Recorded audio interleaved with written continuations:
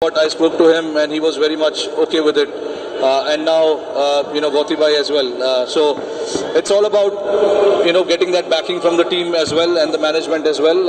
And it is something that I really wanted to do. I've played all these years in a different style, but I wanted to try and do something different and try and see if we can play differently and get our results that we were looking for. You're charging the fast bowlers, you're hitting them down the ground. At what point do you decide this shot is on? A bit predetermined, or you judge the length that quickly? Having played here, on few occasions, you understand the nature of the pitch, what it does initially up front with the new ball. And then using my feet is something that I've been doing for a long time now. And it's just about being clear in your mind, and I was very clear in how I wanted to execute that first 5-6 overs.